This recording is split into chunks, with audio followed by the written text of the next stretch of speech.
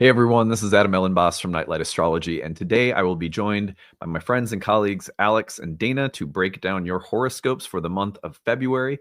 It is a month in which we will see the grand finale of Mars in Cancer slowing down, finally turning direct, kind of completing its work with us on a level, especially when Mars or any planet after a long retrograde stations and turns direct. You can really feel a shift of momentum. So we're going to be exploring that in your horoscopes for February.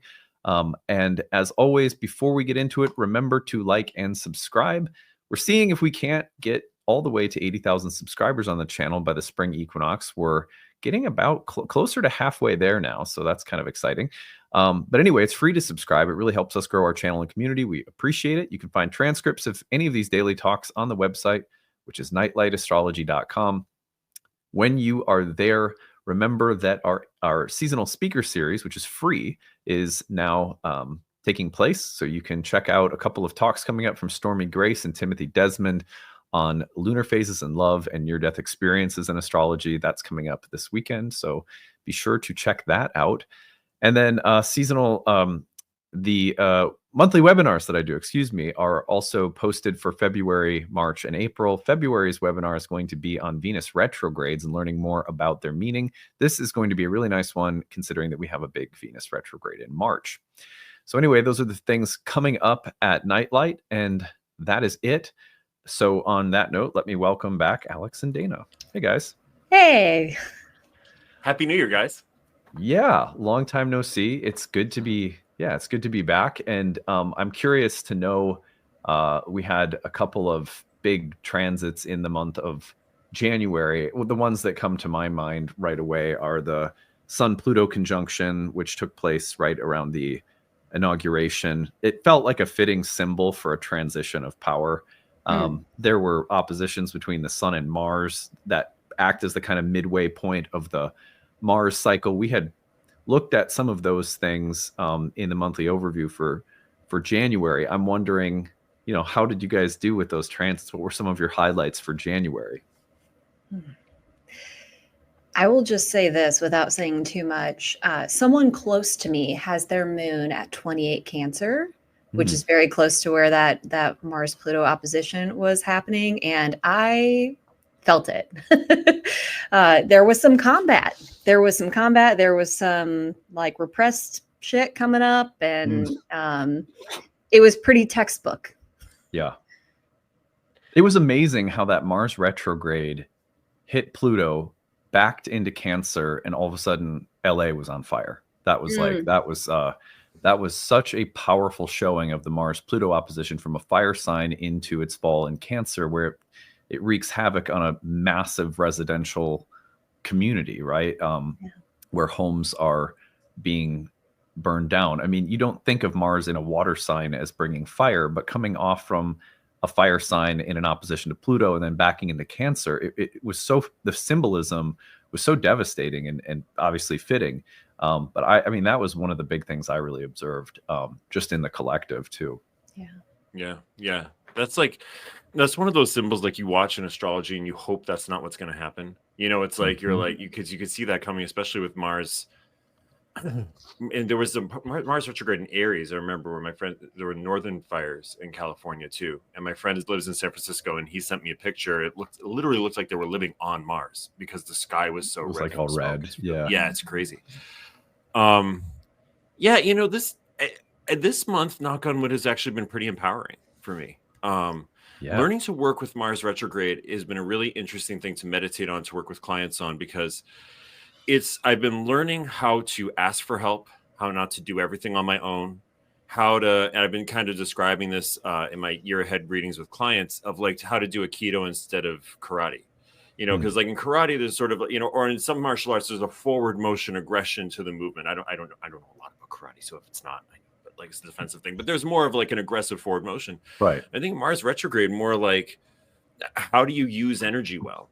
How do you get efficient about the use of your energy? Where are you leaking energy? And especially with this retrograde having begun in Leo, I think, where is your pride gotten in the way of being more efficient with what you're doing, and how you're not wasting energy? So it's been interesting. I'm going to knock on several pieces of wood as I say that, but so far now, yeah, it's feeling like that. Yeah, it was funny. The full moon of the Mars cycle I talked about on the channel as the sun's opposition to Mars, right? The synodic cycle kind of begins when they conjoin. Their full moon is when they oppose. And that opposition was remarkably empowering for me personally. Made some choices about key relationships in my life that were more like on the level of peers, like other peers in my life, I'll say. And some key relationships where I realized, oh, and it's not a personal thing. It's just I'm on a different path. I'm going in a different direction. And how to do that without burning bridges, and with like, how do you make a kind of shift and do so as peacefully as you can rather than getting into a power struggle.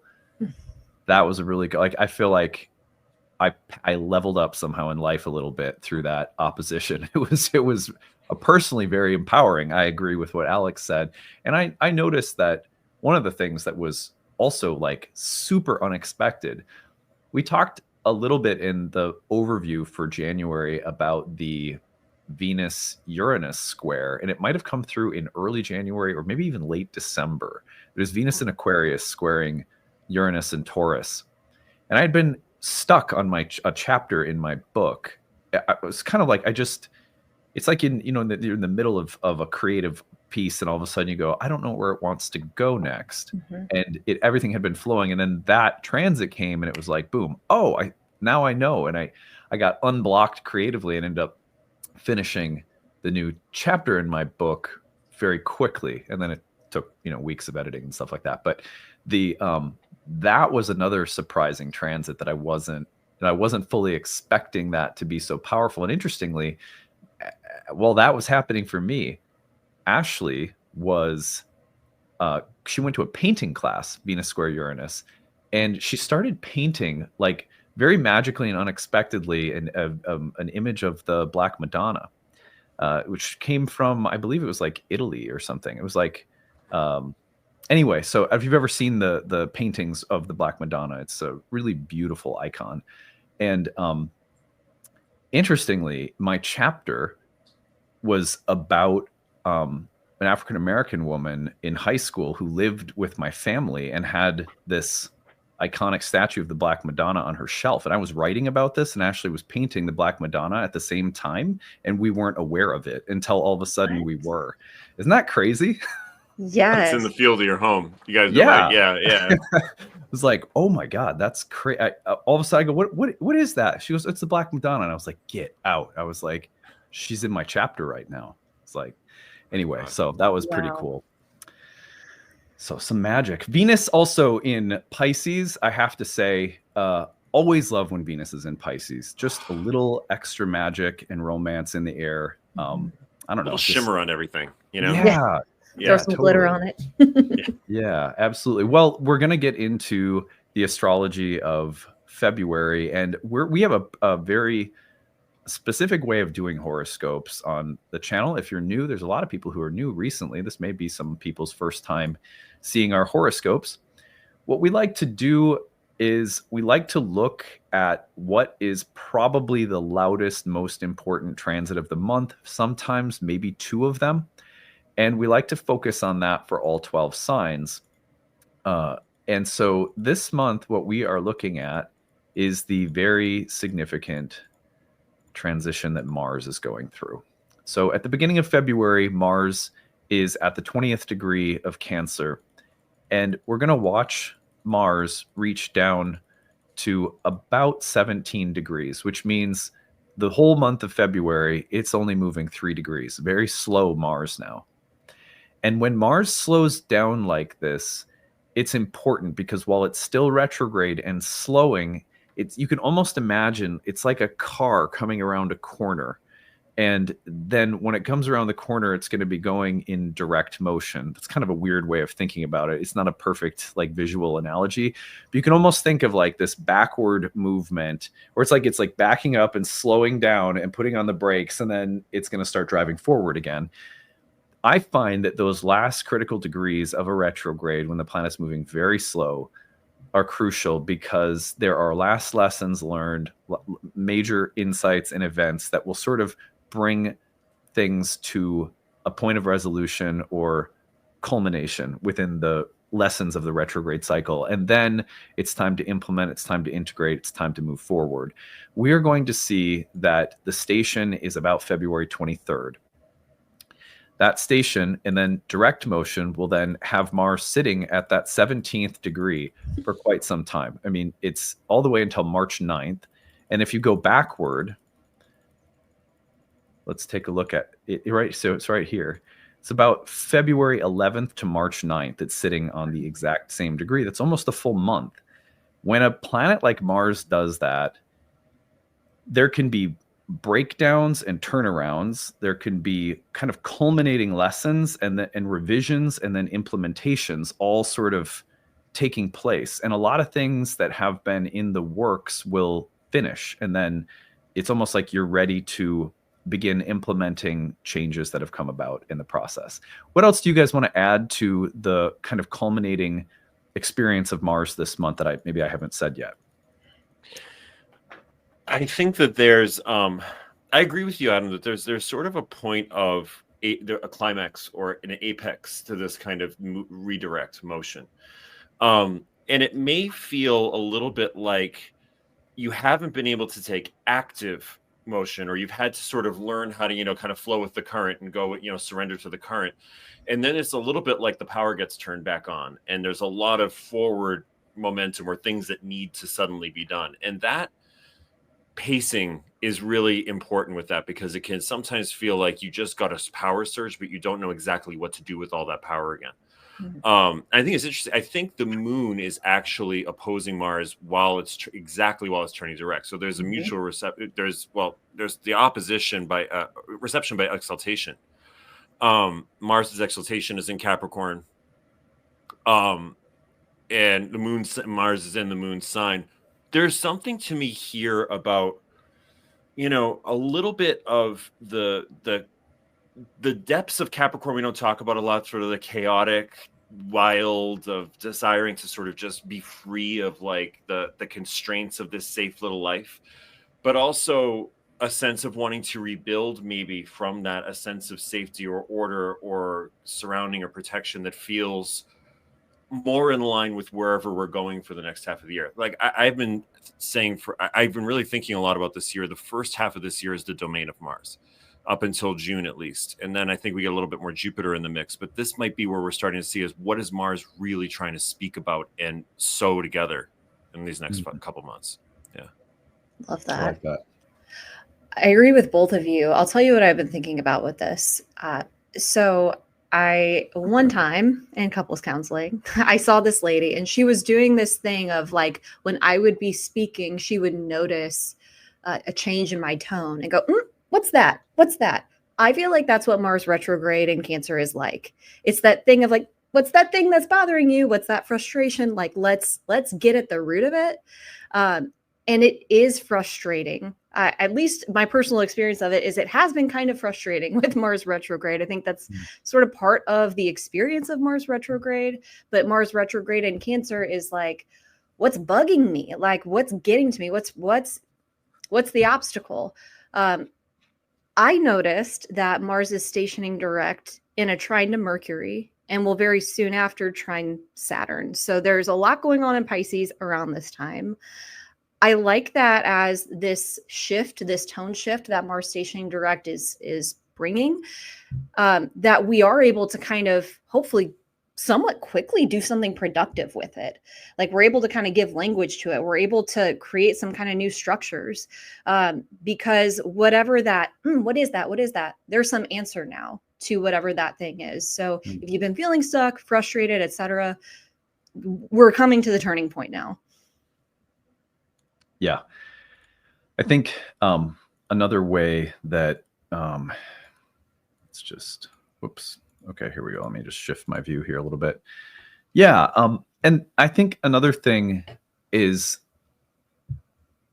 like after we go through a period of time where frustrations are focused maybe in one area of life, For a lot of us, that may be the case with the Mars retrograde, where it's kind of like a few things or one sort of area, especially by house. We'll be looking at this today. And when the last pieces of this are happening, it's sort of like I'm either going to transform or I'm gonna start to just I'm gonna combust and start on fire. And that's kind of how it can feel in my experience with the last degrees of a Mars retrograde. It's those exact moments of perseverance and kind of holding the tension of whatever is most frustrating that can really alchemize and bring about some substantive changes in our lives. I would think that this has to do with things like the body, home, family, women, domestic life, parenting, all Cancerian things, nurturance, self-care, needs, emotionality, all of those kinds of topics, but then apply those to the unique house position. So that's what we're going to do next. We're going to take this through all of the houses. One thing I want to remind everybody of is while Mars isn't getting off from that 17th degree until March 9th, it is not getting out of Cancer until April 18th. So you have even plenty of time to integrate this, friends. That's right. Like time. The direct motion for, I think, a lot of people will be a relief, and you will notice a significant shift this month. But then there's this kind of integrating process that takes place all the way until April 18th.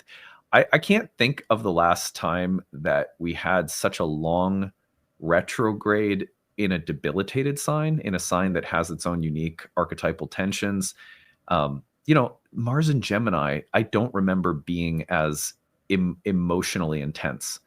And that's because of the dignity, right? So that was our last Mars retrograde. Anyhow, are you guys ready? Ready. Yeah. All right, let's do it. I'm going to start us off with cardinal signs this time, and we will start with Aries. And let me back this up so that I'm going to put the date of this right around the station direct. So here we got February 23rd as our moment of stationing direct. All right, so for Aries, you can listen to this for your sun or rising sign. I will briefly say this until I die.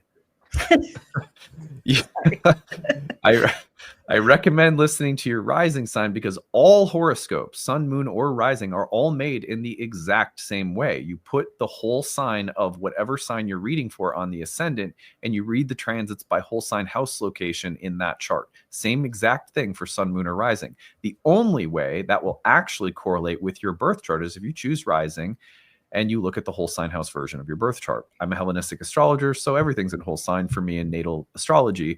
A lot of people who listen to this are too, which is why I recommend your rising sign as the one to listen to, because you're going to get the actual transiting location in your birth chart. You can also listen to your sun or moon, but unless your sun or moon are actually in the same sign as your rising sign, you're looking at a completely different symbolic divinatory chart that's not tethered to your birth chart.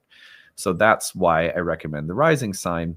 For those of you who track transits, it will follow along with that practice. And I think a lot of people on this channel do. So because every single month, there are at least 30 people that ask me why I recommend rising signs. And I explain it every single month. But here we are. I will die. Is that an image of you on the battlefield, Adam, saying, tell them to listen to the rising sign? I know. The rising sign. It's just because people don't understand how horoscopes are made. They don't understand that like Aries, sun, moon, or rising is the exact same horoscope in terms of how it's how the information is read. So the only way that gets to your birth chart is if it's your rising sign. Yeah. Okay. So on that note, let's get into, wait, did we go Pisces last time to Aries, or did we go Aries to Pisces? We did. We went Pisces. We better start with Aries because it's Mars.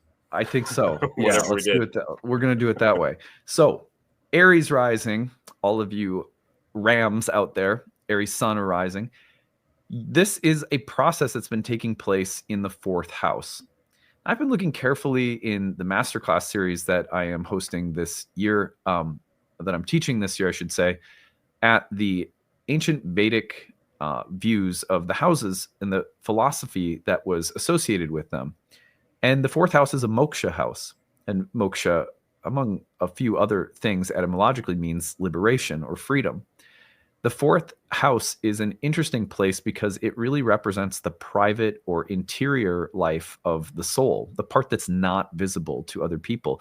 Think about the way that your personality manifests visibly. That's your first house. Think about how your personality and your soul exists more privately, more secretively, or more intimately around people like family members or the people that live in a home with you or that occupy a more private, interior, intimate space in your life. That's the fourth house. When I think about this, because Mars is your ruling planet as an Aries, I can't help but wonder, in what ways are you refining, revising, reflecting upon your inner life? Is it easy to express yourself among family members? Or what are the inner dimensions of your emotions, your thoughts and feelings that are more private? And do you have some ability to bring those forth into the world? We all have a need to take what's inside and bring it out. Not everything inside needs to be brought out, but we aren't going to be happy either if we don't find a way to liberate or release or free what's inside outwardly, expressively, creatively, intimately, sometimes in work, sometimes in love, but we need to find a way of bringing that part of ourselves out. And I think there's a lot of deep work that Aries have been doing around this subject. Now, in a more mundane way, I could look at this and think about changes around home, family, maybe stressors around parents or family karma, and also things to the physical, things that are taking place with regard to the physical environment. Even something as mundane as getting a new water softener, you could see with Mars in the fourth. So thinking about the domestic side of life, but also the interiority, that inner space, and what are you learning about yourself in the more private element of your life? And it's important because Aries are always some of the most outward people. Some people that were just like, what you see is what you get. It's so refreshing to be around Arians because there's just no hiding anything. Mm-hmm. But there are secret dimensions to you, and I'm wondering how you're tapping into those right now as an Aries. Oh, that was good, Adam. Thanks. One thing I've been thinking a lot about this Mars retrograde, whatever house it's in, is, do you feel safe and strong in the ability to defend and push back and be powerful inside of yourself? And I'm wondering, with Mars retrograde in Cancer in the fourth house in a water sign, if there's a place where like you've been working on some ways of fortifying your emotional world, of knowing that you're stronger inside of yourself than you may think, that you have, sometimes I notice with Aries, sometimes it's relentless forward motion. It's relentless, just the next thing. And sometimes I think that can be because there's a sensitive place in here that it doesn't feel as protected as it could. And so there's a feeling with Mars turning direct of like, maybe just discovering like, I'm really strong. I'm okay. My home, my body, or my home is safe. And I think that actually allows for great forward motion and progress, but it's not as exhausting. You're not trying as hard. You don't have to try so hard and move, fight so much. I think there's something wrapped up in that sort of power and knowing one is safe kind of thing. Yeah. We were talking about, and I think this was the last time we spoke, but just the emphasis on home. And even with the fires, we were talking about Mars retrograde kind of pointing to home, maybe not feeling safe, right? And I think that's especially true for Aries risings, obviously, because we're in your fourth house. I think about the whole Mars retrograde cycle up to this point, maybe being about realizing where you need to cut cords in, whether that's like your actual physical home, like what do I need to change about my home to make it feel more safe and comforting? Or as Adam was saying, your interior world. What am I doing or how am I being? How am I existing in a way that doesn't feel safe and comforting and nurturing? And really taking, it's kind of a weird word to use from Mars, but it does come to mind, like taking responsibility for yourself and what you need.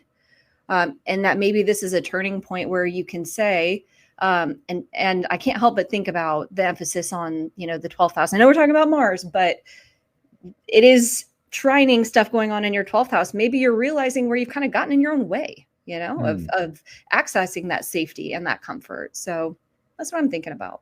Yeah. Love it. Some good stuff there for you Aries out there. Let's go on to Taurus. Dana's going to take the fixed signs today, and then we'll chime in when she's finished. Okay, third house, we're thinking about the daily things we do, the coming and going, the environment. So what about the day-to-day has been feeling limiting, misaligned, frustrating? Your frustrations, and this is true for everybody at all times, not just Taurus risings, not just during Mars retrograde. When you're frustrated by something, that is a clue for you to think about it more. I think there's a tendency, at least for me, and tell me if you don't agree, but when something's frustrating, I want to get rid of it. But what we need to do is actually figure out, why is that frustrating? And I think for Taurus risings, definitely, if there's stuff coming in that's just like these little annoyances, like there might be something more there to unpack. There might be something more to learn about, why is that frustrating? What is really annoying to me about that, and why? That can teach you something about what you need. So that's what I would look for. I think that when we are coming to the 23rd with the station direct, you're ready to do something about it. So it might be something that you're not really, there's some reticence in changing, like, oh, that seems annoying. Like something as simple as, I want to wake up earlier, because I need more time to myself. Well, that seems like it's going to be really annoying and like, I don't really want to do that. But then you get the energy to do it. And you're like, oh, actually I feel a lot better when I have time to myself in the morning. A simple example, but I think that there's some restructuring of the daily things that can really help you feel more empowered, and that at the station direct, you're going to know what those things are, and you're going to have the courage and the willingness to try to do those things. I love that, Dana. I think that this feeling of, one of the ways I've been thinking about Mars in this retrograde is like when it's a tailor is resewing pants, and they have that knife that they rip down the seam with, and they sort of tear open the seam so that they can resew it another way, which I think is Jupiter coming into Cancer later this year, but we'll get there when we get there. But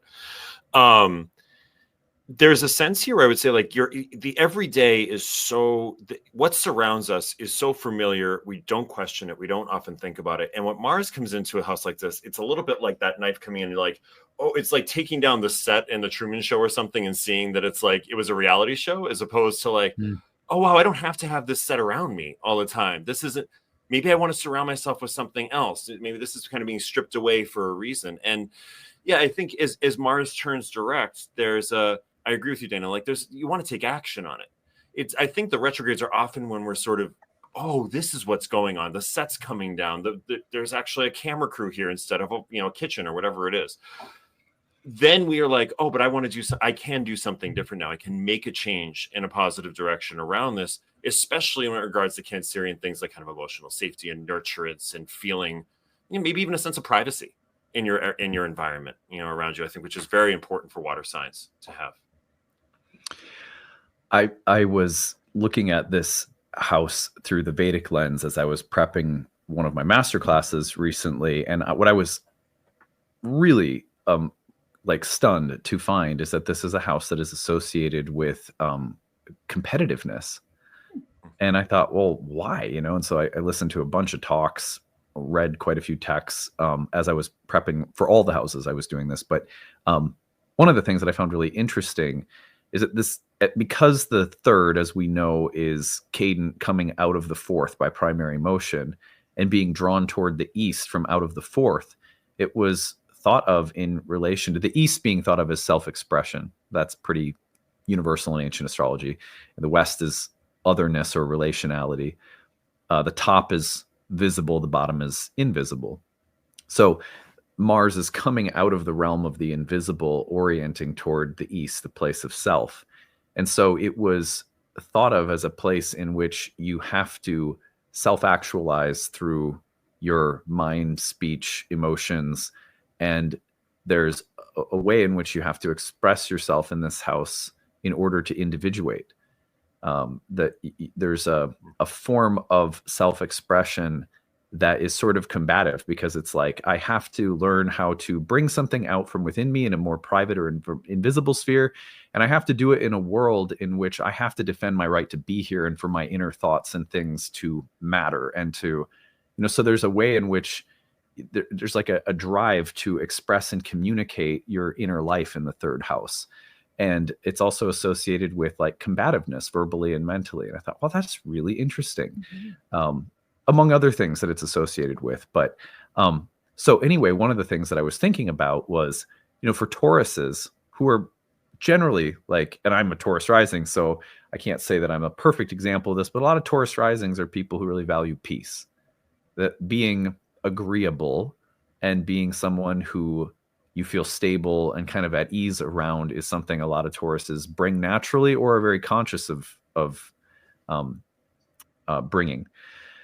And so I look at this and I go, what is it about the inner life that could be hard to express, or where you feel frustrated because you can't express something, or you can't say something, or you feel like what you say could be emotionally edgy or subversive and maybe not make people feel safe or people feel at ease, and yet you can't go on denying something within yourself that needs to be articulated or spoken, or a need that needs to be expressed. So I wonder about that for Tauruses right now. Like, what are the inner things you're trying to articulate, the needs, feelings, thoughts, parts of you that are seeking individuation, but also having to work through something regressive or something that you're afraid of. So that's I'll just add that into whatever everyone else has already said, which I also thought was really great. That's a really cool way of thinking about the third house, Adam. Yeah. There's more to it. You know how we talk about it. Like, well, the third house is the thing where we put everything we don't know what to put in. It's so nebulous, right? It really, it is a nebulous house. And one of the things I love doing is like, this year for me has really been about building bridges between these philosophical dimensions of the houses and the ancient Hellenistic views on the houses. This house is the third is associated with Kama, which has to do with pleasure and desire. And there's something about this house in particular that is associated with being able to actualize your emotions with the people closest to you or most immediately every day, and being able to feel a degree of emotional satisfaction in your everyday environment because of the ease with which you're able to articulate your individuality. That's really fascinating. I never thought about it like that. And there's some really interesting connections there with the moon too, given that the moon was rejoiced in this house. But before I digress too much, let's go on to Gemini. Gemini rising. Alex is going to take the mutable signs. Okay, so Geminis, we've got. I'm going to take the sort of mundane ones on this one first. So Mars turning direct in your second house. If there have been conflicts or challenges around money, especially emotional conflicts around money, money can often be a very emotional, sometimes the most emotional subject. If there have been family conflicts or discussions around money, this might be a time where either those are coming to a head and some kind of turnaround is coming.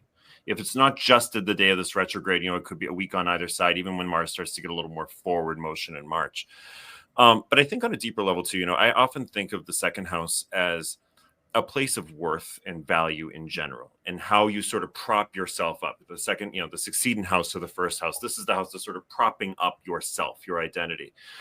And, Geminis, and I know because I'm going to marry a Gemini, really pride themselves on information and their ability to collect information and facts and data. And what's interesting is that the Geminis are supported by emotion. Their value and their worth is very emotional. And there might be something here where you're discovering that you can rely on an intuitive inner forward motion of emotion or intuition, and gain a lot of value and worth from that. And that it can be really helpful in sort of propping up this amazing data storage information net that is usually going on in a Gemini's mind.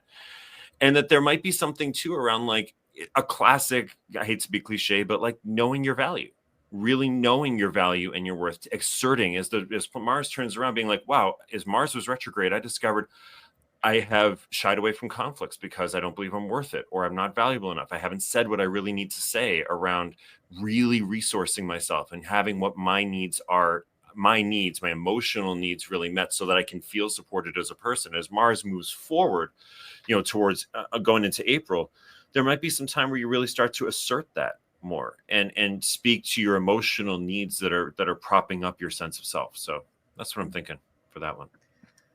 I personally don't think that's cliche at all. I mean, maybe whatever, like the words themselves, but I think that idea is so relevant and important, especially in this context. You made me think about fear. Like, I think fear is something that we're all contending with Mars retrograde. And for Gemini risings, is it the fear that your worth is dependent on what you have in some way? And I don't necessarily mean money, although maybe, but like, whatever it is for you, we've all got our own, I hate to say it like this, but like programming around what makes us worthy.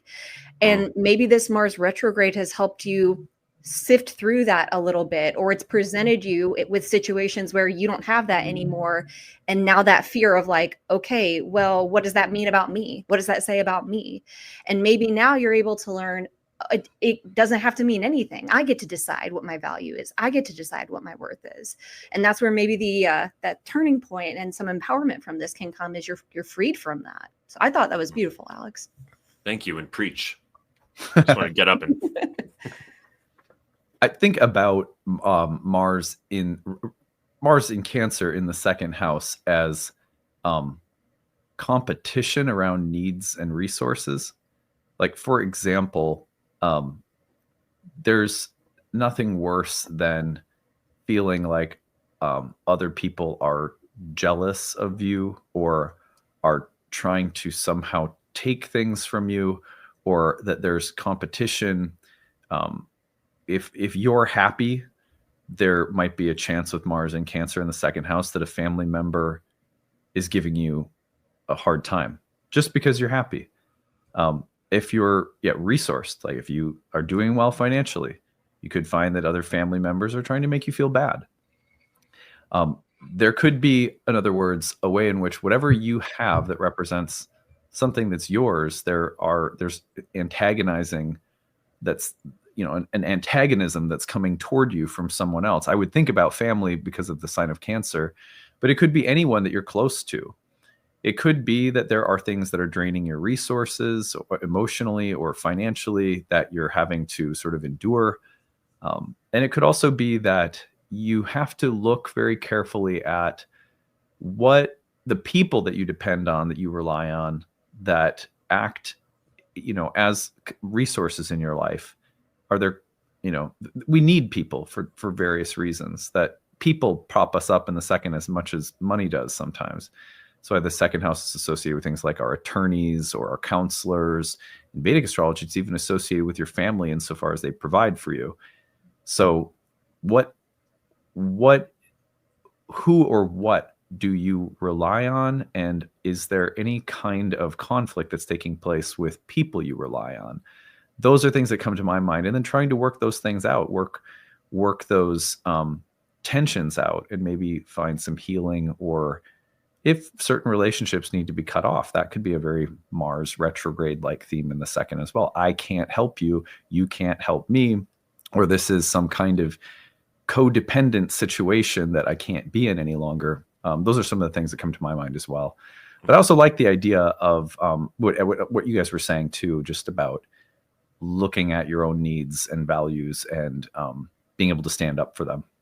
Mm-hmm. Let's move along to Cancer. Now we have Cancer rising. I've got the risings, or I've got the cardinal signs. So let's go to Cancer in the first house. This is a really interesting retrograde in that you think about things that without which I would not be me. This is the meaning of Dharma. It's like the fire can't be fire unless it's hot and light, right? It has to have heat and light for it to be fire. It has to be fluid and wet for it to be water. Well, there's some things that make you who you are, without which you wouldn't be you. What's interesting to me is a Mars retrograde in the first house for any sign, but I'll add on some Cancerian dimensions in a moment, could represent things that are being taken away, cut out. this piece is no longer me. It was me, but it's no longer me. Or I am now realizing that unless I express something that maybe I've been holding back from expressing or finding difficulty in expressing, I will not be me.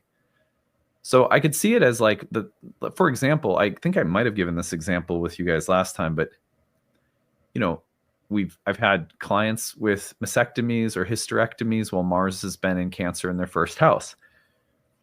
Am I still me if part of my biological material is gone that I've identified with as being a woman, for example? My breasts are gone, or, I've had a hysterectomy. Like, now I have to redefine who I am without things that I have been identified with.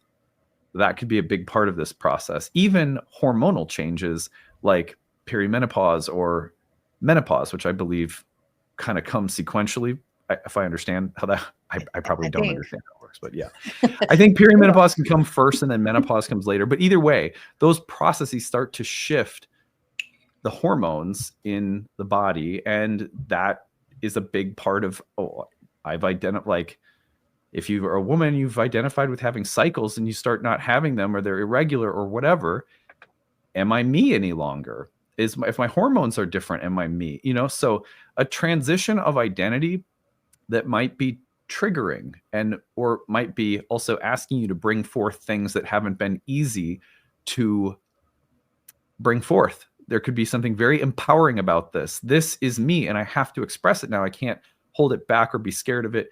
On the other hand, there's things being sort of taken from me, and I have to retain or develop a deeper sense of who I am that's no longer about this thing that's been taken away, that I thought without which I wouldn't be me.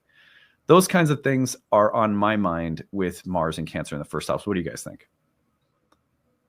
Go for it, Dana. Okay. Well, yes, I will.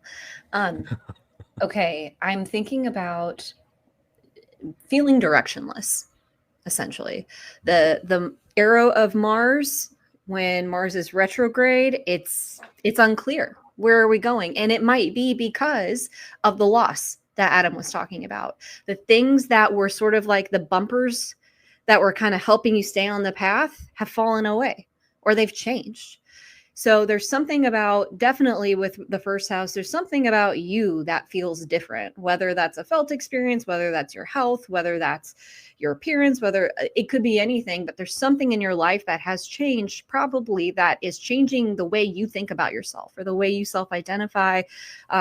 It's forcing you to kind of reconsider who you are. Like, what is it that makes me me? It's deep. And so that directionless feeling that Mars retrograde can give you, like, it might be rooted in that for Cancer risings.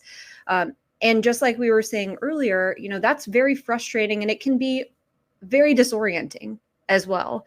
But ultimately very helpful, because, like, what is life but change, right? Like, it's inevitable that things are going to change. Not that makes it any easier, but gosh, I'm thinking about like sand in the oyster. Is it an oyster or a clam that makes the pearl?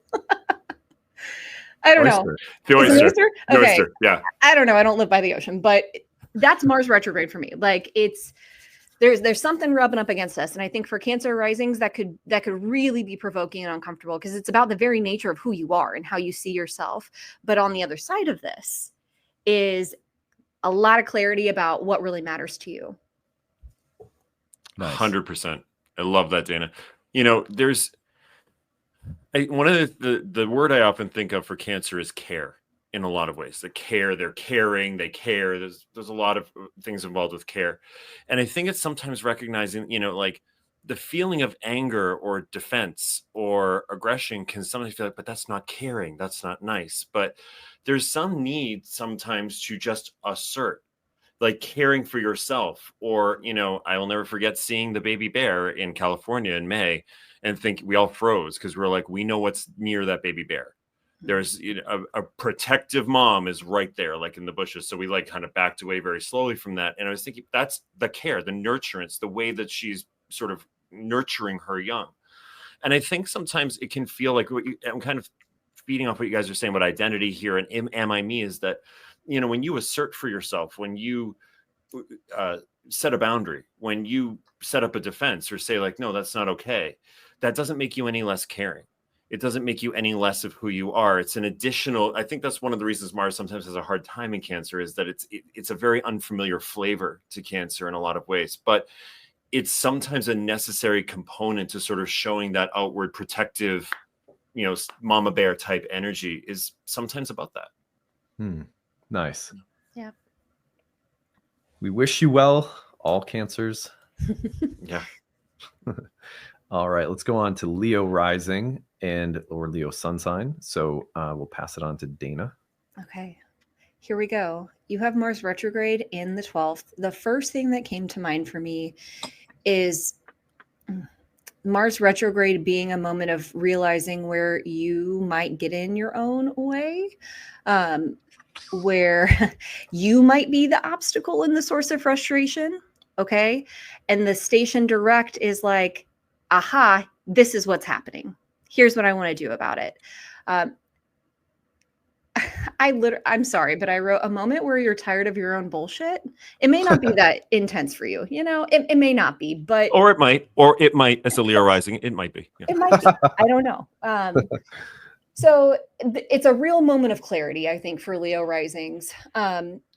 And I think that this could be a moment of boundary setting. I'm thinking again about the connection with Mercury and Saturn and Pisces in the 8th house, that maybe you're realizing sort of what Alex was just saying about Cancer risings, that this is what I'm willing to share and this is what I'm not willing to share.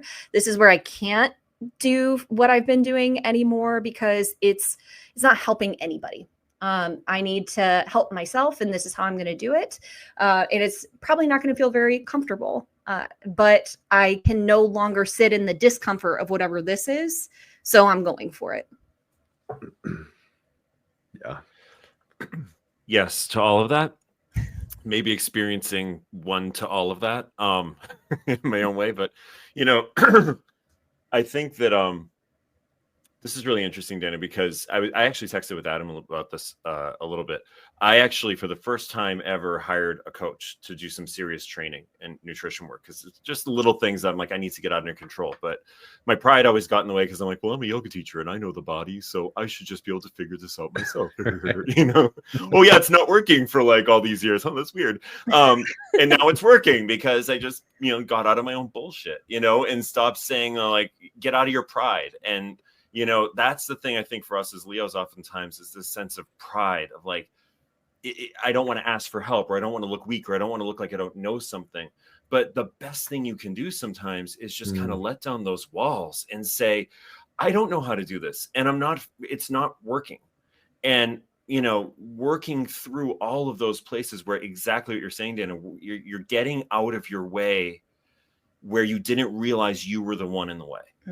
You really didn't realize it. It always seemed like it was something else. And it's like, oh, it's been me the whole time in my own way. And I think that, the other thing I think that happens with Leos a lot, and you're dead right about this, is we forget sometimes with how much Leos are sensitive to approval and wanting approval and wanting people to like them and be seen and noticed and admired.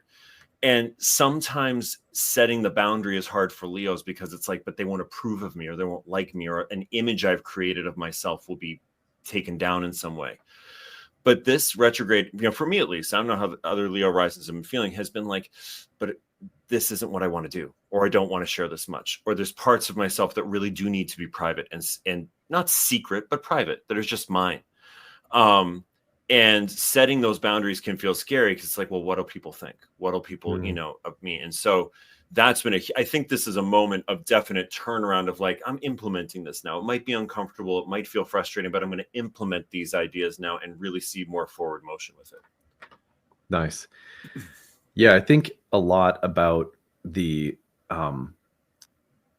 12th house as a place where there can be, humbling experiences. Like, it's kind of like how I would summarize some of what you were talking about, where there's like a degree, there's so much healing and so much insight and grace and beauty that comes out of the 12th house, but it kind of requires taking us into a space where we feel like we're not in control, or we have to surrender something. And then if we do, there's often this paradoxical empowerment. I mean, I'm supposed to have my hand on the steering wheel of life, but I'm in a vessel and there's wind and there's weather and so much is really out of my control.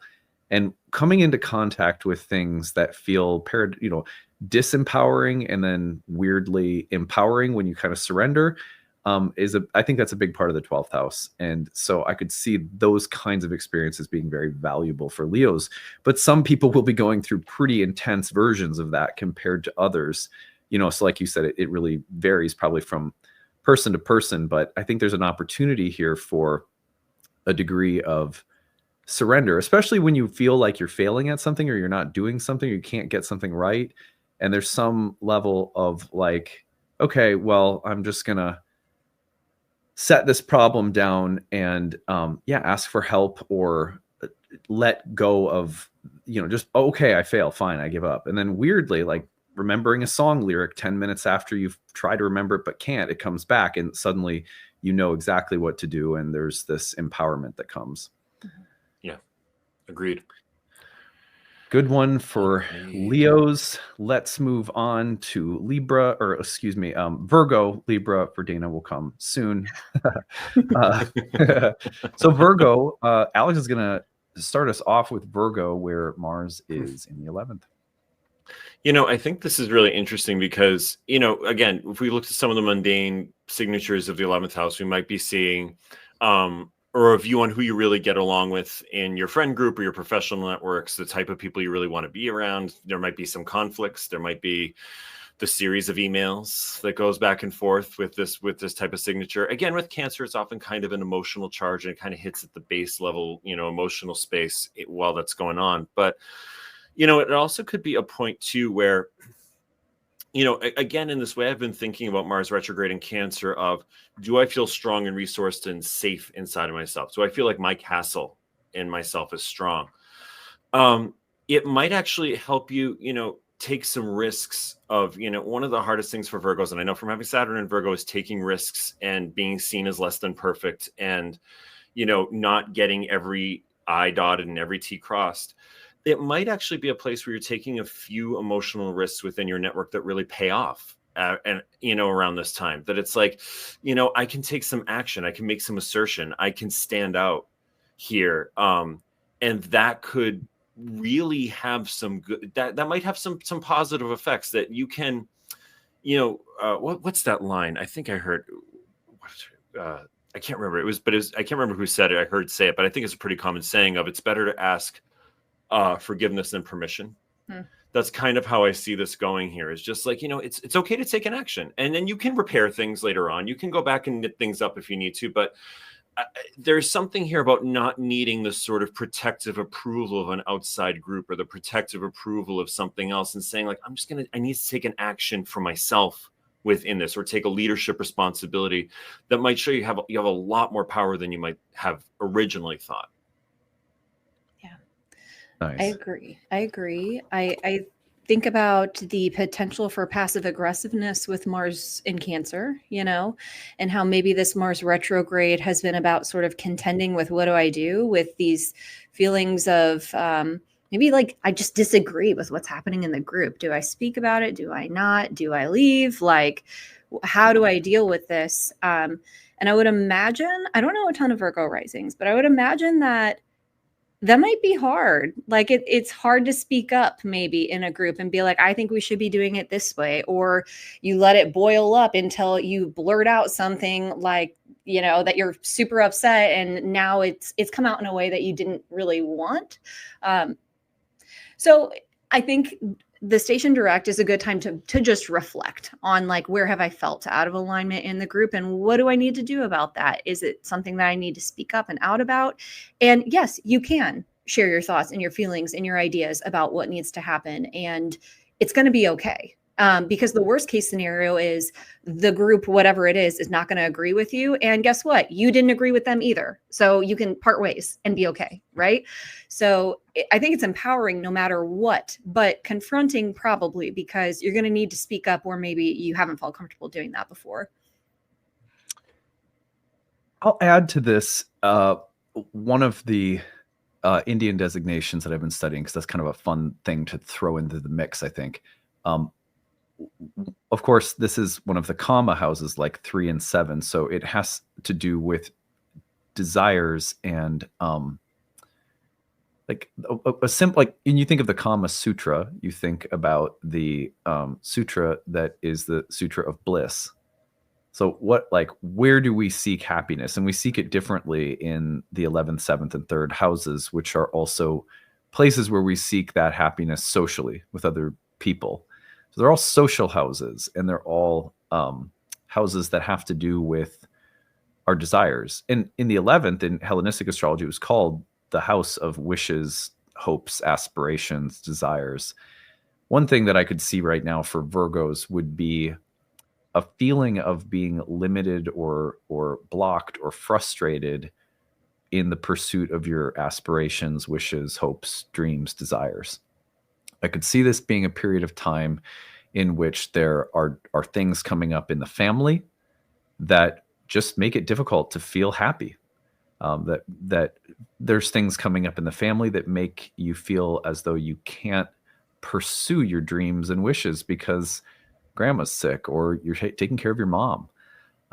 I could see this also as a period of time in which there's a sort of unhealthy emotional, almost like regressive quality, where the things that you wish and hope for are needy or selfish and have to be really looked at and let go of. Like, what are the shadows of my aspirations, wishes, hopes? And some of them might be immature and it might be time to let go of them. I doubt it for most of you, but that could be the case. And it's like, it happens to all of us. Sometimes we go, you know what?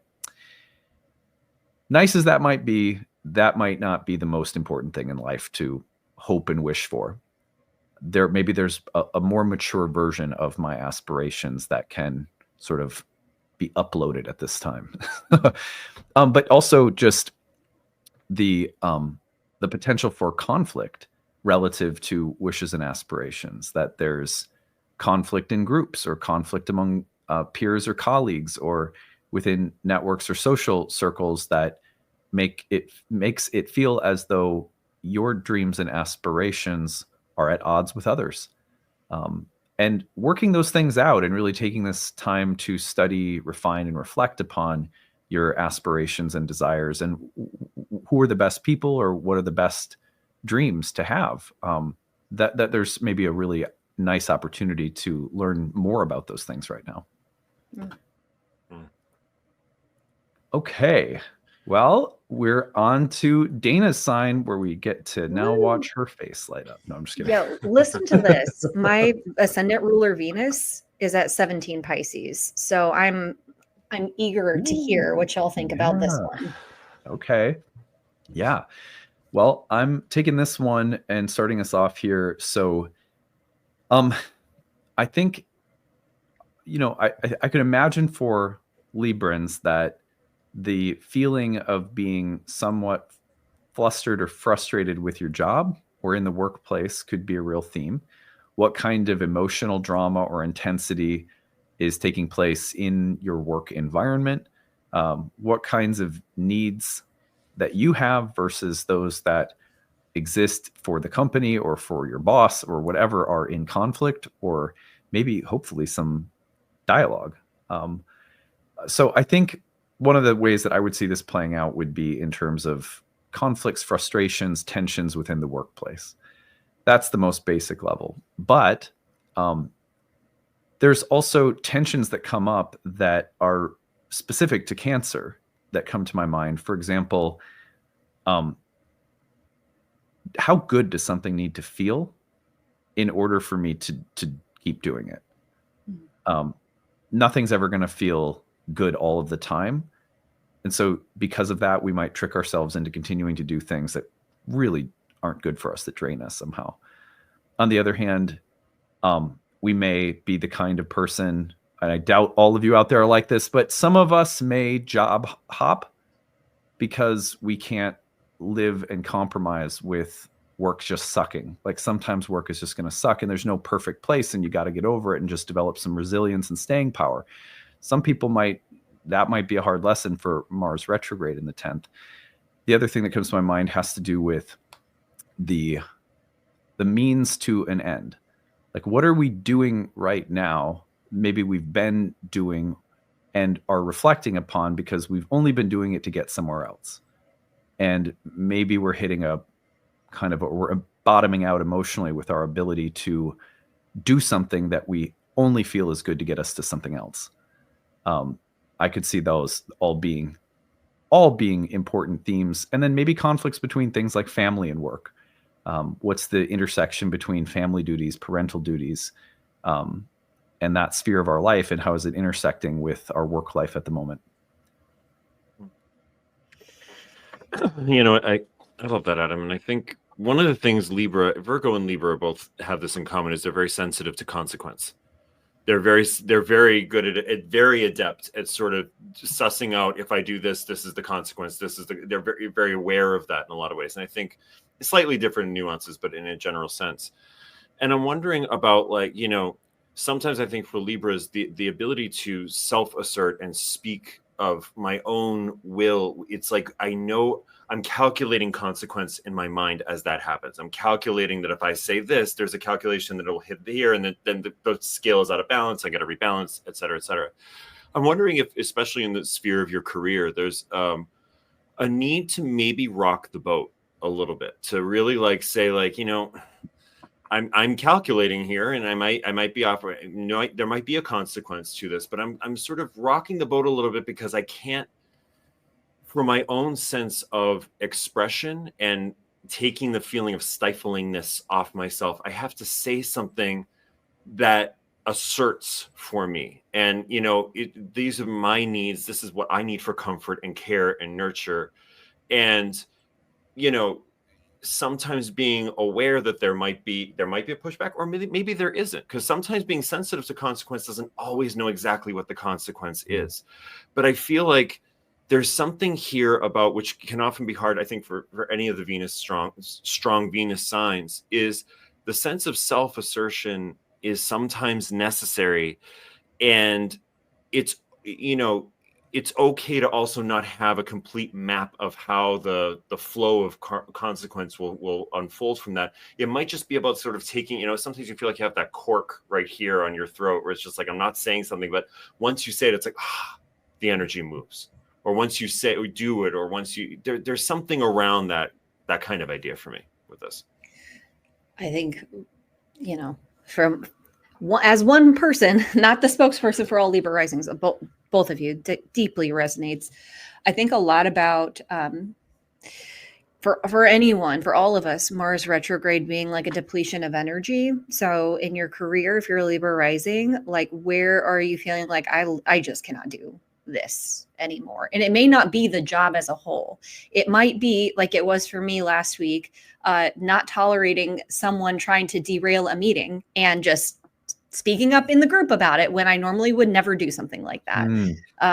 And so it could be minor things. This doesn't necessarily mean you're like, I can't do this job anymore, though it could. I think what Alex was saying about, and you didn't use these words, but what I heard was like, let yourself play a little bit. Like, yeah. you don't have to have it all figured out. And you probably don't right now. Like, that's, I think, part of the function of this Mars retrograde is like, wherever you were going, it was maybe a little too calculated. It was maybe like not that aligned. Like, do you even want to do that? Because if you're feeling depleted energetically, maybe not. Like, let's think about what really is fueling you to go in this direction, which I think about as a 10th house thing too, is like, where am I headed? Where am I going? Where do I want to be? So I think that with the station direct, there's more fuel, because maybe there's more openness and there's more like, fuck it, we're going to try this kind of energy. Right. Yeah, I love that. Nice. Let's move along to Scorpio. Dana's going to take us into the 9th house with Mars in Cancer, changing directions in the 9th this month. I love this for Scorpio risings. With Mars in the 9th house, think about what beliefs just don't feel true to me anymore. What can I no longer reasonably put my faith into? Now, that journey of like being disillusioned sucks. it's not fun, right? And it can, like we were saying with Cancer risings, it can feel extremely disorienting for your like basic operating, like this is how the world works, to kind of get reconfigured and reset. And it may not be that deep, but I could imagine that some of the things that you really believed in and like put your faith into, you've kind of had to rethink over this Mars retrograde. And I think that Mars has been needling you to explore what really feels true for you. So with this station direct, and you know, the other thing I love about this actually is that it's trining in the ninth house, trines your first house, right? So this does feel like metamorphic, I think, for Scorpio risings, because what you believe totally affects the way you move through your life, affects what you believe about yourself. Like it's the foundation of everything in some ways. Getting a little, I don't know, I just have a lot to say about this, but I think that this is a very powerful moment for Scorpio risings where you can really recalibrate like how you move through the world, because you're no longer clinging on to something that you don't actually believe in, or you've realized or have learned through experience. I can't put my faith in this anymore. So I'm going to put my faith in something else. It's very freeing and very empowering. Oh, again, going to church, Dana, going to church. I wholeheartedly agree. I think, you know, for Scorpios, I think they labor under a sort of stereotype of their controlling, right? They're always in control, needs to be in control. But why? It's because they're exquisitely sensitive underneath that. There's a very sensitive spark in Scorpios that they're trying often to protect within themselves. And I think that there's something, I love what you said so much. I'm not going to say even very much about it because I agree wholeheartedly. I think it's a great way of looking at it. If you can realize for the people you really have built trust with as a Scorpio rising, because that's important, a sense of loyalty, a sense of emotional bonding where you're it's rock solid, that if you can, in those situations or around those people, let go of some of the control, just let go and trust that somebody else can hold the ball, somebody else can put the bellows on that fire for a while. It doesn't have to be you. And that you can use that as a sort of platform to support the shift in your belief system. You know, I'm more and more seeing, especially with work I've been doing lately, how fundamental belief systems are, not only to who we believe we are, but to the direction of our lives and the feeling of feeling sort of centered and safe.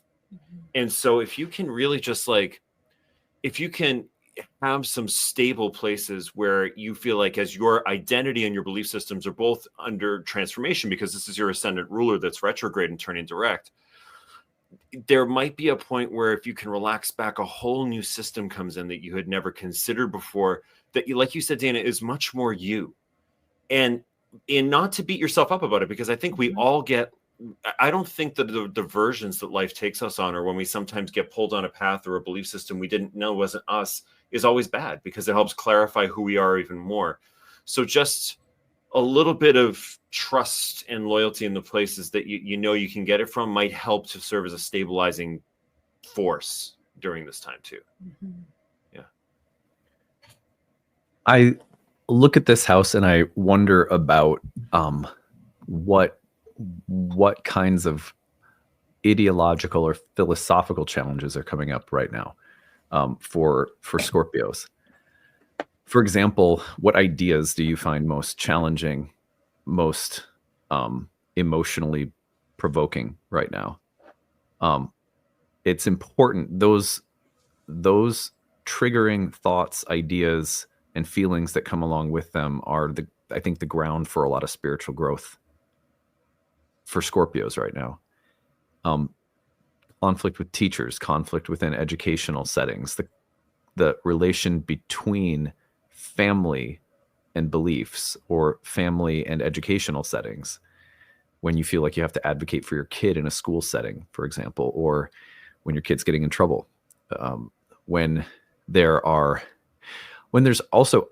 opportunities for each of us to look at, what do I want to call it? Let's just call it hypocrisy. Where are we living with double standards, right? Where we say one thing but do another. Mars in the 9th is a really good one for helping us grow wiser and to develop a deeper and more clear sense of our morality or our moral compass.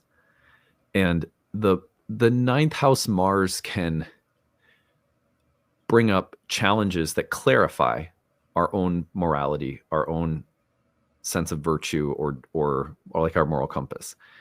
Challenges can come up with other people that also clarify our life philosophy or our spirituality. And also some of these challenges may be coming from within. Where are we stubborn? Where are we hot-headed? Where are we fanatical? Where do we go over the top? Where do we get self-righteous or hypocritical? The ninth house in Vedic astrology is associated with the dharma that comes, like, there's a part of self-discovery that has to happen through studying the nature of truth with a capital T, like reality itself, divinity itself, things like astrology, philosophy, spirituality, religion, those kinds of studies that help us grow wiser. And when we grow wiser, we become more illumined from within, and then more of our essential nature can come out. I could look at this in a few different ways, but when I think about the challenges of Mars in Cancer finishing up in this house, I think, what's preventing you from growing wiser and stronger and more illuminated from within? Who or what within you or within your environment or within your family, or what settings are the right settings for you to grow more, grow in wisdom? Yeah, I'll just put that. Applause. Yeah. All right. You can like feel Mars retrograde today. It's like, yeah, man, cool. Well, it doesn't get any more interesting than a Mars in Cancer in the 8th for Sagittarians. So Alex, tell us what you think. All right. Well, so if we look at, one of the things we get with Sagittarius on the surface is, the buoyant, bountiful house of Jupiter, excited and, exploring beyond the horizon. It gets lost sometimes that there's a very deep, sometimes rather dark emotional underbelly to Sagittarius. And in the 8th house, I'm thinking about things that bonds or emotional bonds, particularly from the past, probably from the home, it could be from other places, that have become so tight that they're stifling, or that they're continuing to pull you back into a space where, you're wanting to sort of be the centaur enjoying the universe, but you get pulled into this sort of space of almost feeling frozen or restrained in some way, and not feeling like you're able to break free from it. I'm wondering about Mars as the surgeon's scalpel coming along here, is being a place where you don't have to have your optimistic Sag hat on. You can take that off for a moment and really look at the deep roots of where some tough stuff may have come from that is restraining or holding you in some way. What you got or didn't get, that's a lot of the 8th house for me, is about exchange. Mm-hmm. What you received and didn't receive, what you need to receive that you didn't get, what you need to grieve sometimes that you didn't get or you weren't able to give. It could be the flip side too. Sometimes it's like, where did we not give enough, or where were we selfish, or where were we, like so preoccupied with the our opinions, which we thought were facts as Sagittarians, that we kind of went overboard and didn't give enough. But I think that there's a real need with Cancer being the 8th house for Sagittarius risings. There's a real underground need for that sense of like emotional safety, stability, but without the restraint, without the hold, without the feeling of being stifled by it or restrained from the past. And, with Cancer, it's just very easy to go to the home or early life, something around that. That's what I get for that. You've got me thinking a little bit here about codependency, in the sense that, like, my feelings are my own, or like, can anyone really make you feel any type of way? And like, I personally struggle with that concept, honestly, because someone can piss me off, however, like, I am ultimately responsible for my own feelings. I wonder, like, what this Mars retrograde for Sagittarius has taught you about, like, emotional boundaries, essentially, is what I'm getting at. What Alex was saying, that the ways in which you're entangled with other people, and how you maybe want to just like clean up your side of the street, so to speak. We can be in relationship with people, we can give of ourselves, and we can also decide when it's healthy to extricate and not maybe point fingers or project. I just think this Mars retrograde has been a function to help you clear up what's mine, what's ours, especially when it comes to like who should take responsibility in a situation, and responsibility for your feelings. And I really think too that with the station direct, there's going to be a lot of, like when you said, Alex, the very first thing you said about the dark side, I think there's a lot of clarity about where that comes from with the station direct. Yeah. Agreed. You were just bringing up the things that are owed to others or that others owe us, so the kind of entanglements there. And I think about Mars in Cancer and the shift of direction as potentially cutting some complicated cords. Mars cuts. The bonds of the 8th house are often very mysterious and complex karmically. So whether that's an emotional contact that's being cut or severed, or that is a financial arrangement, a contract, unhealthy family dynamics, emotional patterns, even patterns within ourselves that that feature something outside of ourselves that we are stuck on or obsessed with. I could see some of those things being like just cut. It's done. Debts and exchanges with other people that are fueled by emotional manipulation or coercion could be carefully looked at for Sagittarians right now. How much am I sacrificing to maintain something, even though it is painful or emotionally manipulative or even abusive? I would look at some of those things. Also, I think there's something here about facing various fears and anxieties, and like having a strong, like for fire signs are very passionate, but not always as good. I mean, obviously it depends on your chart, but not always. Fire doesn't know how necessarily to demonstrate the vulnerability of emotion, and so there's a passion that's fiery, but there's not always a skill when it comes to handling deep, vulnerable feelings that you can't control or marshal and direct with your willpower. And I wonder for Sagittarius right now, what you feel is uncontrollable, or what you feel is somehow out of your hands, that and it feels very vulnerable and it's hard to look at. But if you do, you're going to grow wiser. I think that's what the 8th house provides us with. Like, look at the fears, look at the anxieties, especially around deeper, vulnerable, emotional things. And you may find that you are stronger emotionally and just as strong as you are fiery, so to speak. Mm-hmm. Mm-hmm. Mm. All righty. Let's go on to Capricorns. Capricorn sun or rising, you have Mars in the 7th house. One of the things that is obvious about the 7th house is the topic of marriage. But something that's not as obvious about the 7th house that I want to bring up is that it is the setting place.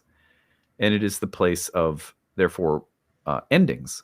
It was associated with death. Like the death card in tarot, that doesn't need to be literal. It can be, often it's figurative or metaphorical.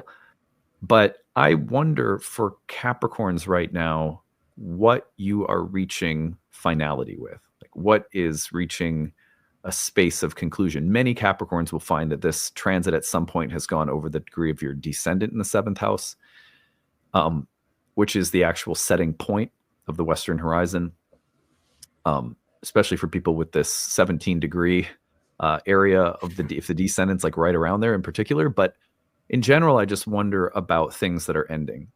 And are they painful emotionally? Is there a temptation to regress because we want to try to hold on to something whose end has come? Doesn't have to be a relationship. It could be anything in the 7th house ending. Is there a way in which we are resisting the inevitable? Or on the other hand, does it feel like, I'm ready to let go of something, maybe a source of conflict or trouble, or something that has represented a regressive need or tendency within yourself or within relationships? It could also be that this sense of completion or closure is on a difficult chapter. The frustrations, the difficulties of Mars and Cancer are somehow resolving themselves. And there's something that's coming to a close that you're feeling good about, like we're moving on. Maybe there's some healing in a relationship taking place, or maybe spouse is getting a job after being laid off for a while. And you can feel that a chapter is coming to a close, a chapter that has maybe represented a period of hardship. So those are some of the things that come to my mind, but I'm going to leave. I'm sure that Alex and Dana will say a bit more about relationships as well.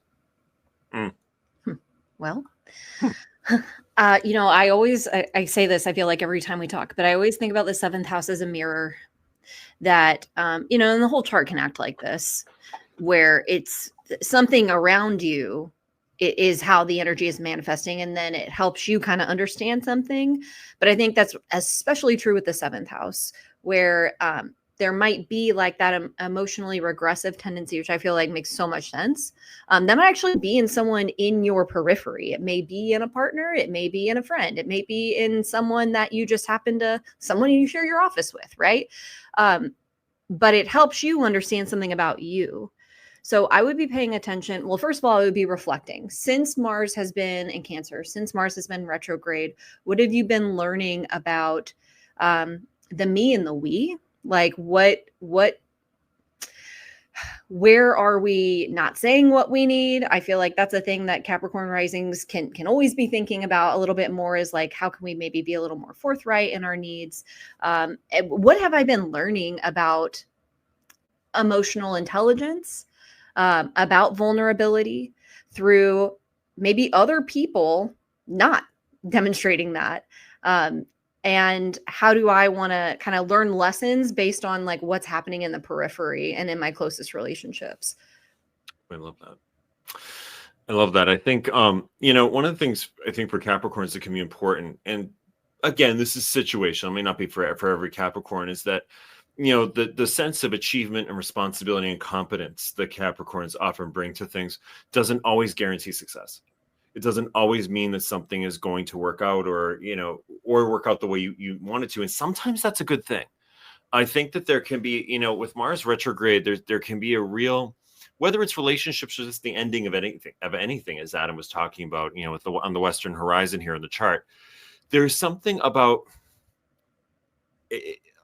a little bit of taking the hands off the wheel and realizing like, there are some things that just need to play out. There are some things that need to end. There are some things that need to end their form. There are some things that need to be severed. There are some, maybe it could even be with like I like that term regressive. Like sometimes we go back to our early life to try to understand something that happened through our relationships. Kind of a classic thing that comes up in psychotherapy a lot, right? And we through our partners or the people we've been choosing, we're sort of trying to work something out that happened to us as kids. I could see something here too of just kind of severing, like, I don't have to keep going back to that. I don't have to keep going back to that place where I didn't get what I needed.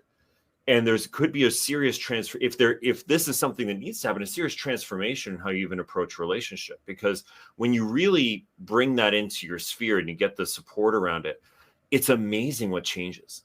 And it doesn't always have to be about your sort of hard work and determination to make everything happen. Sometimes it's about like, these are things that I'm going to let go. They didn't happen and I can't make them have happened or have made them happen.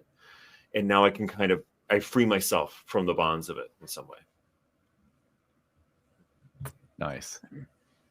Yeah. Solid advice for Capricorns. We'll move on to Aquarius, and Dana's going to take the wheel here with Mars in the 6th.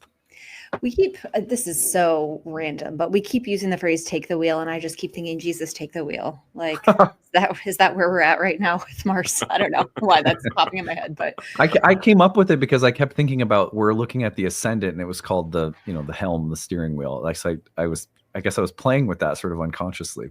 I love it. Okay.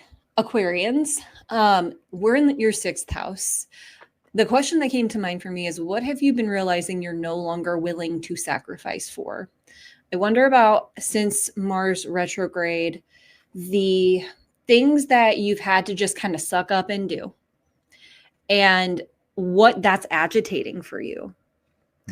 Where maybe it wasn't before, it was something you could just do. You could just kind of, for example, I have a friend who's an Aquarius rising, and this is just a specific example of what might generally be happening for you. She got a new job, so her day-to-day work has changed, right?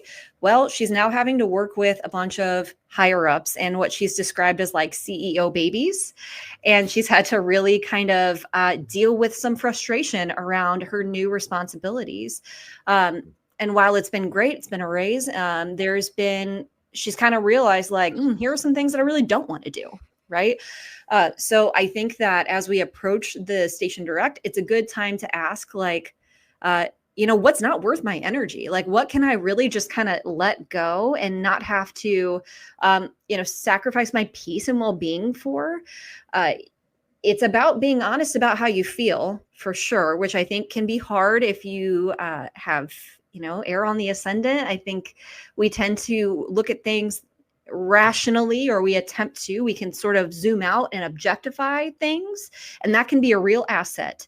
In this moment, we sort of need to tap into more of the, well, what am I really feeling about this? Because we want to feel good in our lives. And sometimes we have to sacrifice. And it may be a moment of that too for Aquarians.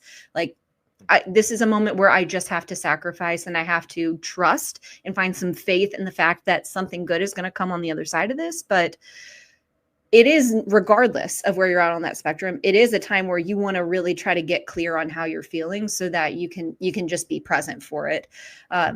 Just knowing the nature of the sixth house, right? Like, it can feel really hard. So don't make it harder by ignoring how you feel. Good advice.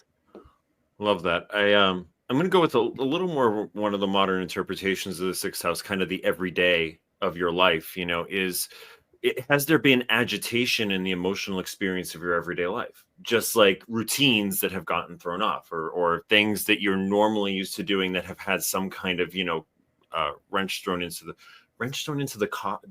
gear. There we go. I knew it would come to me. And that, those things just can be changing around. I think the sixth house can sometimes manifest like that. But I think, I love, Dana, what you're saying about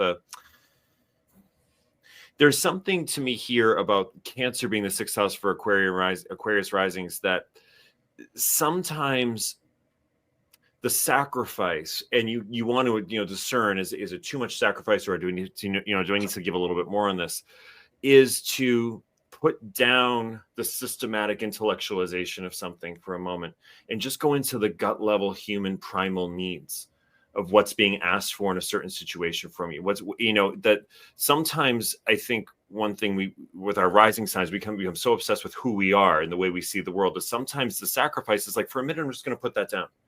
And I'm going to understand that in whatever's coming up, whatever challenge, often with the sixth house kind of challenges coming up around this, I need to go down into like the basics of like nurture, care, emotional safety, feeling, it could be even something of, sometimes air signs, I'll see this in a relationship, they'll very logically state when there's a conflict, this is this logical state, this is why this is happening. It's happening because of this. And you're actually putting that together, but going down and saying, well, someone might feel, or you might feel threatened. You might feel your body, your body, your emotions, or something doesn't feel right inside of you on a felt level, or that something's not being attuned to on an emotional level. And for a minute, just taking, sort of taking the helmet off of the experience of the thought VR, so to speak, and just saying like, I'm going to see into the emotional sphere of this, which can be uncomfortable, but also could be very rewarding on the other side of it. Yeah. Love it.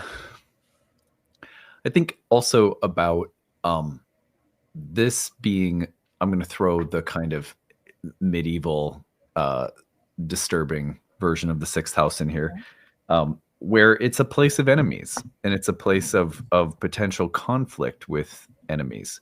Enemies is a relative term, obviously, but I mean, someone could be an enemy for a day, the next day you're friends. But I look at this right now for Aquarians as a time where There could be some really consequential, emotionally weighty conflicts happening. Those conflicts can also come up in the body as sickness or disease, or learning things that are difficult that you now have to cope with or find therapeutic outlets for. And also, there are certain conflicts in life that are sort of destined, and they're not only destined to happen once, but sometimes to recur, the same kind of conflict with different people. And I wonder about recurrences of conflicts and the opportunity they provide us to learn, because we go, oh, I get into these kinds of struggles a lot, apparently. For example, a Mars retrograde in the 6th could be someone saying, I'm breaking up in a relationship again because of the same old conflict I've gotten into with 3 other girlfriends or boyfriends. So I wonder right now what meaningful conflicts, frustrations, challenges with health are really there to provide an opportunity for insight and growth and healing, ultimately. So doing that work, making the sacrifice to grow and learn along the lines of frustrations, conflict, sicknesses, setbacks, I think that's probably, for a number of Aquarians, going to be really important. The other thing that I would add, just to kind of reiterate a bit of what Alex and Dana were saying, is that what's worth it and what isn't worth it? What sacrifices are worth it? Where is your effort worth the while? And also, for Aquarians, the emotional dimension of your work, what do you pour your emotions into, and what are you devoted to? And there's a devotional element that is not always immediately accessible for air signs, just like fire signs. They're just different quality. So can you pair the ideas that are most important to you with a sensitivity and an emotional investment in what you're doing? Those kinds of things come to my mind as well. All right. Here we are, Pisces. You'll get to be first next time. Don't worry. I'm just kidding. Okay, so Pisces. We're so excited that we're here for you now, Pisces. That's right. It's funny too, because like Pisces and Aries are so highlighted this year too. Jupiter and Mars are so highlighted this year in different ways. I love it. All right, so I've got Pisces. Yeah, it's Pisces. All right, so here's some basic things I might be thinking. Tantrum season might be coming to an end with your kids, with your kids. Kids of any age. It could, that could be something that's happening, or dust ups around children, or in relationships with children. That's definitely a 5th house thing. I think also for Pisces too, the clarification of, and this may be a little bit of going back into your history and looking at like the clarification of what you want that fills up your creative, pleasurable, emotional tank. And it's very easy, I think, for all the mutable signs, but Pisces particularly, to become so merged without intending to with another, or with what someone else needs, or with the desire of another, even Venus and Pisces, sometimes you can see as strong as she is, you can see that she's sort of coveted and pulled, and sometimes it's easy to give into that. Mars and Cancer in the 5th house might be saying, it's time for you to stand up emotionally for exactly what really fills your cup. What is pleasurable for you to do artistically? What do you need in terms of your intimate needs? What do you really need? Or as opposed to like, kind of like, well, people like this and I like this, and what do I really need?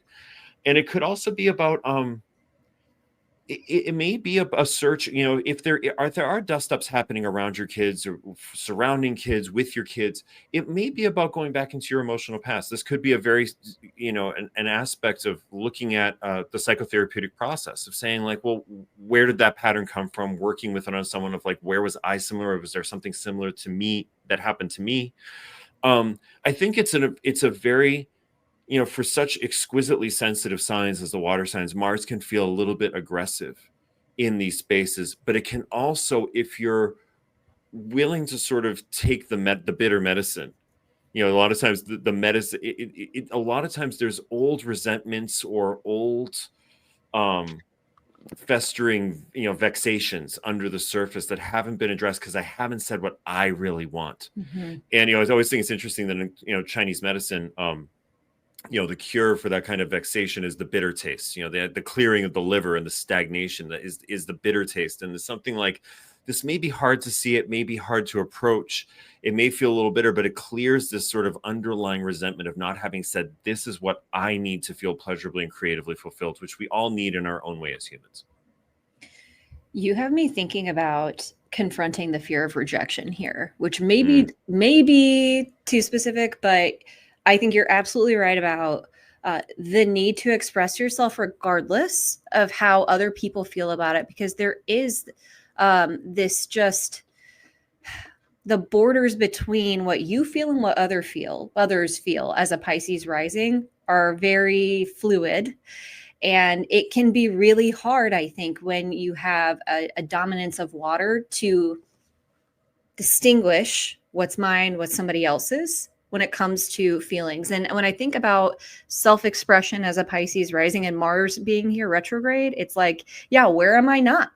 Where am I not expressing myself? Where am I? And even like, what's fun for me? What is actually what I want to do with my free time?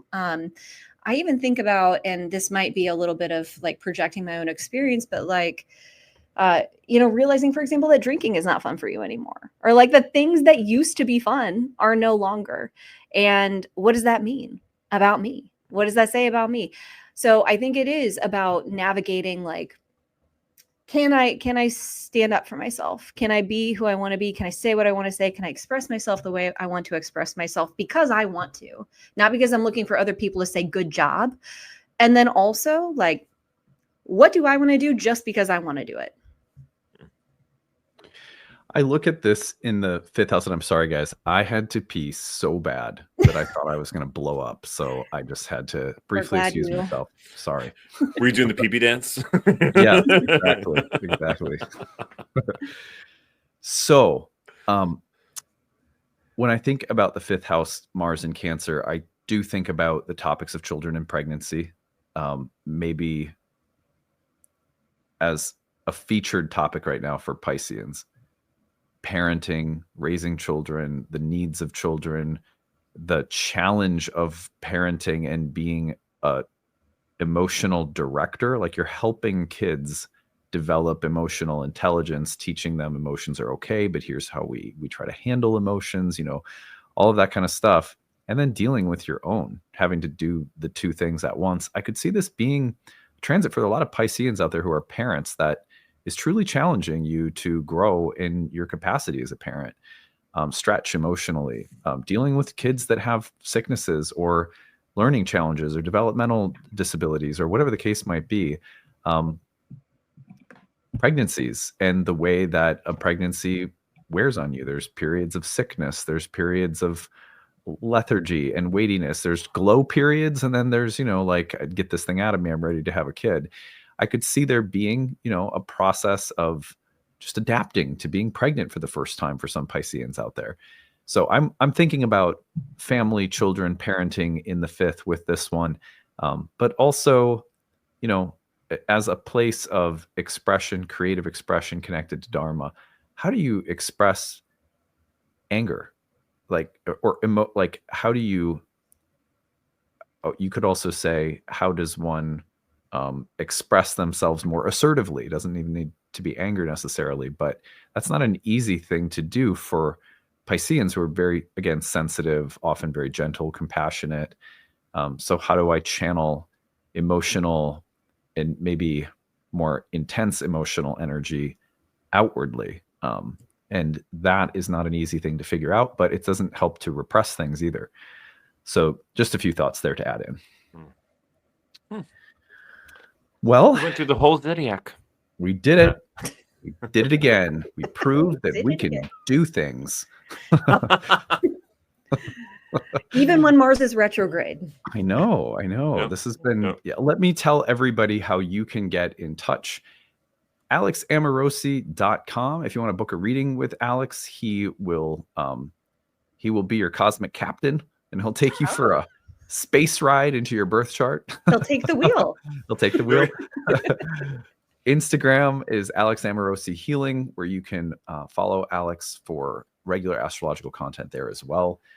And then where's Dana? Here we go. Dana, you can find on selfhelpwitch.com. You can book a reading and check out all that she is up to. And then on Instagram, it is also selfhelpwitch. And you will find wonderful astrological content on the regular there as well. So we will be back next month for what is going to be a barn burner of a month. We have Venus and Mercury retrograding in Aries, a solar eclipse in Aries, and Neptune entering Aries, all in the month of March. So next month, we'll take you there. And guess what? Mars in Cancer will rule all of that stuff in Aries. So fun times. All Mars, all the time. Yeah, for real. It'll be so interesting when Jupiter finally gets into Cancer and Mars is like, oh, I'm done. Yeah. Jupiter's like, what has been happening here? I know. What's been going on? Everyone needs a big hug. Oh my gosh. Well, thank you guys for listening. We appreciate you, and we will see you again next month. Bye, everyone. Bye, everybody. Bye.